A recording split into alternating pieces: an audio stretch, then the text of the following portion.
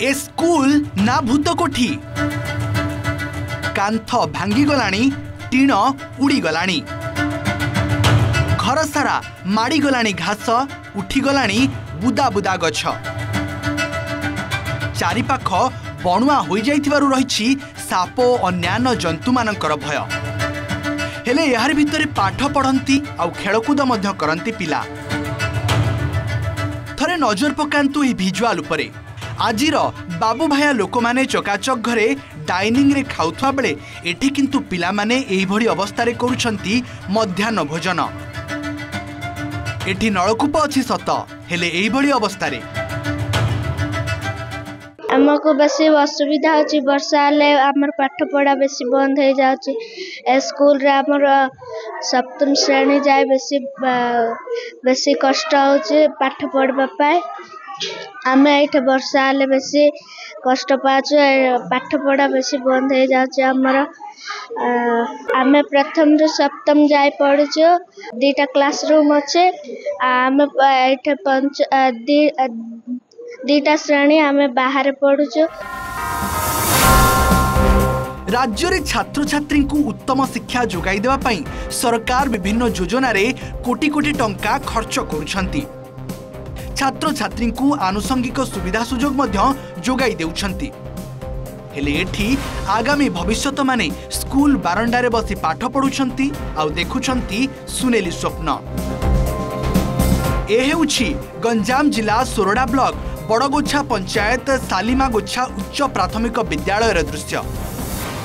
एठी प्रथम रु सप्तम श्रेणी जाए अच्छी आउ 150 रु अधिक छात्र छात्री एठारे भविष्यतर स्वप्न देखंती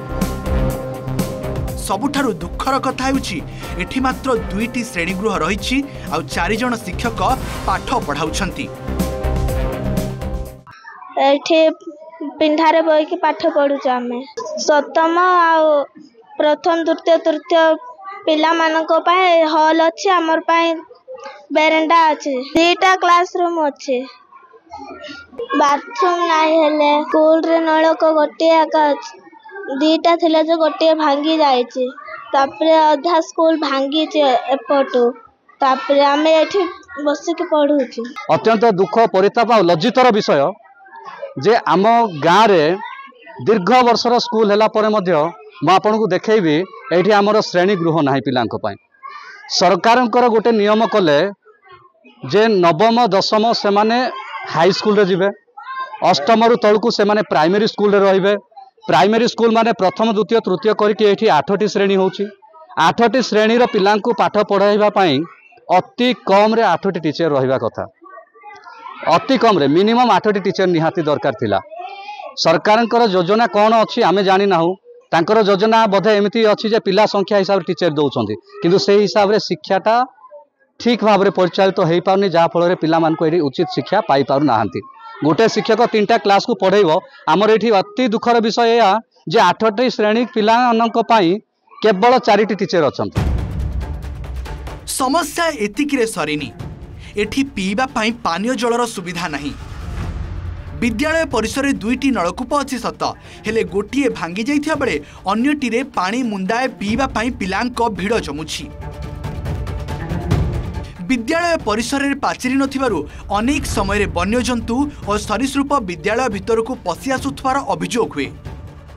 एने विद्यालय कर्तृपक्ष विभागीय अधिकारी को बहु बार अभियोग करथिले मध्य किछि सुफल मिलु नाही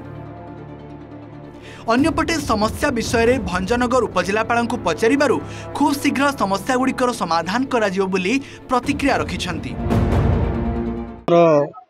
1 ठाରୁ 10 पर्यंत क्लास अच्छी आ ए वर्ष शिशुपाठा भी अटैच कराई आम स्कूल नाही नहीं चली स्कूल बहुत समस्या अच्छी बेसिकली आमर ये श्रेणी गृह अभाव जोटा कि आमर 1 ठारू 10वीं श्रेणी पर्यंत पाई यथेष्ट श्रेणी गृह ना तेणु आमर मात्र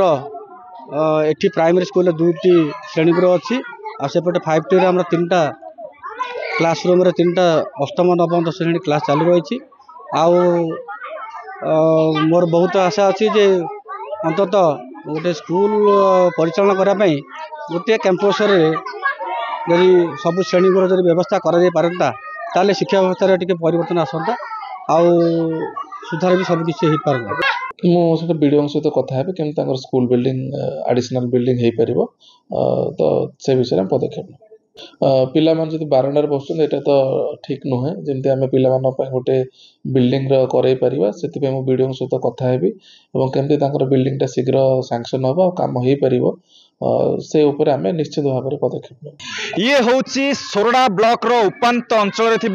शालीमागोछा ग्रामर उच्च प्राथमिक विद्यालय दृश्य एठी बारंडारे बसी पिलाए पाठ पढ़ुछंती प्रथम रु सप्तम श्रेणी जाए चलीची एठी पाठ पढ़ा किंतु मात्र 2टी श्रेणी गृह थिबारु आउ बाकी पिलाए बारंडारे बसी पाठ पढ़ुछंती तेबे सरकार ए स्कूल उपरे केबे नजर देबे केबे श्रेणी गृह एठाकू मिलिबो ताहा उपरे समस्तंकर नजर